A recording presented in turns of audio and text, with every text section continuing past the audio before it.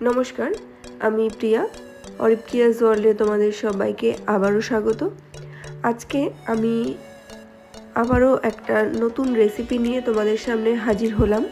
তো দেখে হয়তো তোমরা একটু বুঝতে পারছো যে আজকের রেসিপিটা আমার কি হতে চলেছে।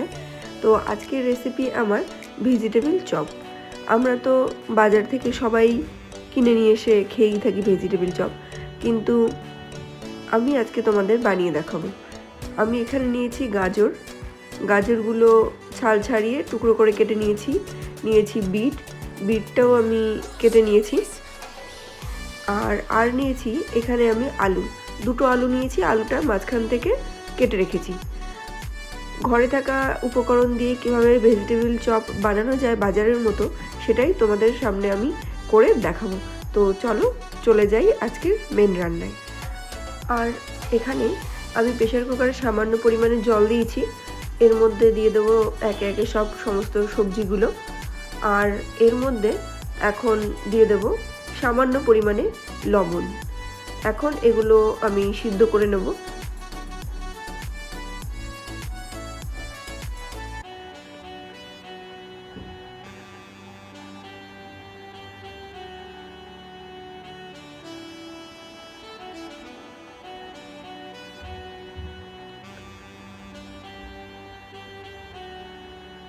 এখানে একটা তাওয়া বসিয়ে দিয়েছি, তাওয়াটা গরমও হয়ে গেছে। আর তার মধ্যে দিয়ে দিচ্ছি চিনেবাদাম সবার বাড়িতে কম বেশি থাকে। তো চিনেবাদামটাকে ভালো করে ভেজে নিতে হবে। আমরা বাদাম ভাজা যেরকম খাই সেরকমভাবেই ভেজে নিতে হবে। বাদামগুলো নরম থাকলে কিন্তু হবে না। বাদামগুলো আমি এখানে ভালো করে ভেজে নিচ্ছি। তোমরা দেখে বুঝতেই পারছো যে বাদামটা প্রায় ভাজা হয়ে এসেছে।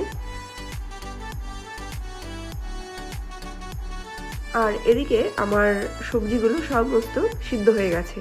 এবার প্রেসার কুকারের ঢাকনা খুলে আমি একবার চেক করে নেব যে সবজিগুলো গলেছে কিনা।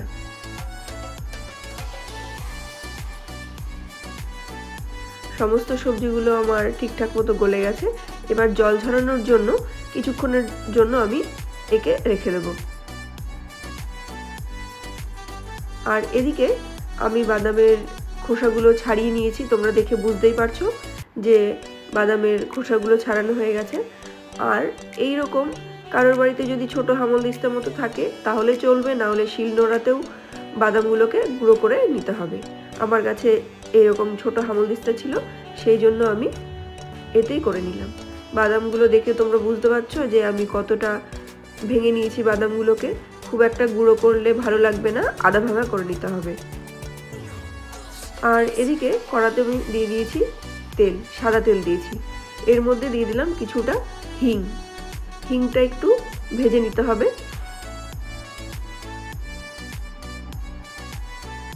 হিংটা তোমরা না দিলেও পারো, আমার কাছে ছিল তাই আমি দিয়েছি।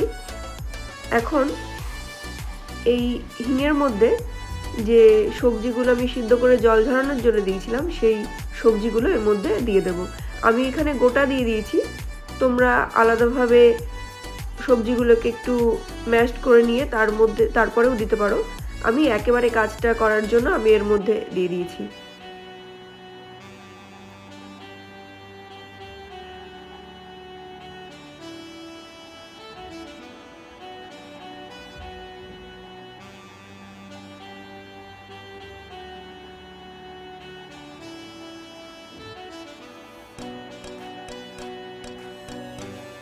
দেখো হয়ে গেছে। এবার আমি এর মধ্যে দিয়ে দিলাম হলুদ গুঁড়ো, আর দিয়ে দেব স্বাদ অনুযায়ী লবণ।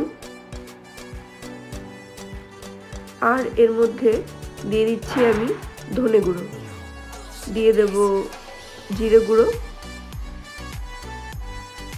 এখন সবগুলো উপকরণ একসাথে মিশিয়ে নিতে হবে। আর এই যে সবজিটা আছে এই সবজিটাকে একদম আঠালোভাবে করে নিতে হবে। এর ভিতরে যে এক্সট্রা জলটা আছে সেই জলটা শুকাতে হবে। এক্সট্রা জলটা শুকানো হয়ে গেলেই সবজিটা পুরোটা আঠালো হয়ে যাবে। এটা একটু সাবধানের সাথে অনবরত নাড়তে হবে, নইলে নিচে লেগে যাওয়ার সম্ভাবনা থাকবে। দেখে তোমরা বুঝতেই পারছো যে অনেকটা শুকিয়ে গেছে। এর মধ্যে দিয়ে দিলাম সামান্য পরিমাণে চিনি। আর সেই গুঁড়ো করা বাদামগুলো দিয়ে আবারও এটাকে ভালো করে আমি নেড়ে নেব।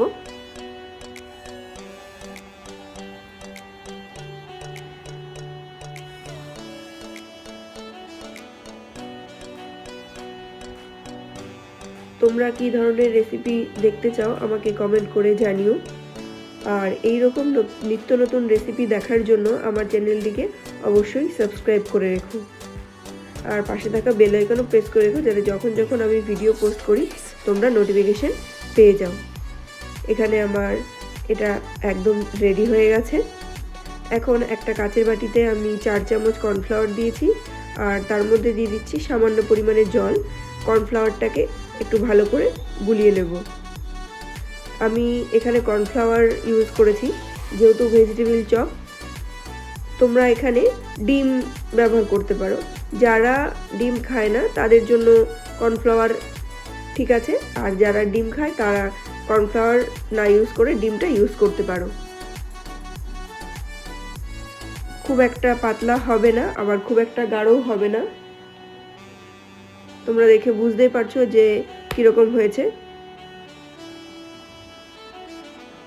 এখন আমি 2 হাতে একটু তেল মাখিয়ে নিয়েছি, নইলে আমি যে শেপটা দেব সেটা হাতে লেগে যাবে।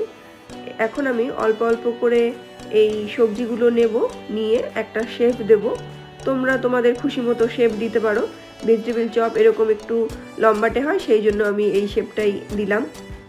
তোমরা দেখে বুঝতে পারছো যে কীরকম হয়েছে। আর আমি তেল মেখে নেওয়ার জন্য কিন্তু আমার হাতেও লেগে যায়নি। এইরকমভাবে শেপ দেব। এখন কি করব, এটাকে যে আমি কর্নফ্লাওয়ারটা গুলিয়ে রেখেছিলাম তার মধ্যে দেব, দিয়ে ভালো করে কর্নফ্লাওয়ারটা গায়ে এপিট ওপিট করে লাগিয়ে এবার আমি যে ব্রেড ক্রাম্বটা রেখেছি, ব্রেড ক্রাম্বের ভিডিওটা তোমরা পেয়ে যাবে আমার ইউটিউব চ্যানেলে।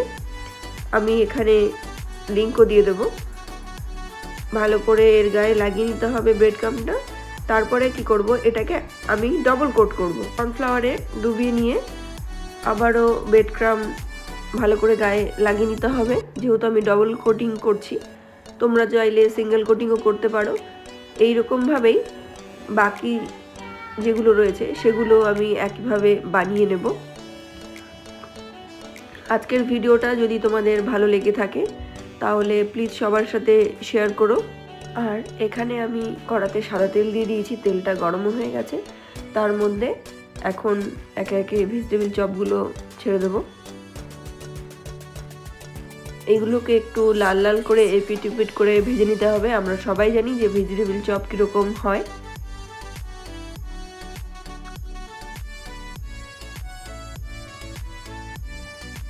তোমরা জানিও যে আজকের ভিডিও তোমাদের কেমন লেগেছে। এক সাইডটা আমার ভাজা হয়ে গেছে, এবার আমি একটু উল্টে দিচ্ছি।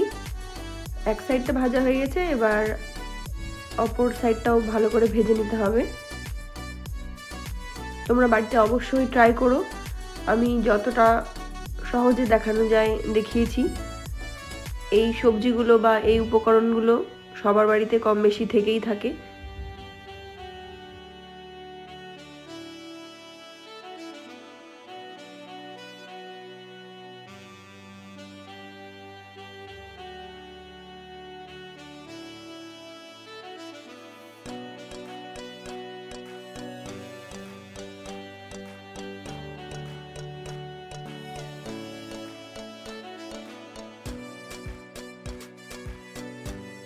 এগুলো লাল করে ভাজা হয়ে গেছে।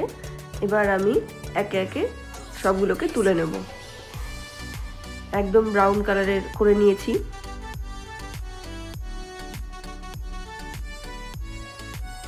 তোমরা বাড়িতে অবশ্যই ট্রাই করো আর কমেন্টে জানিও যে কেমন হয়েছে।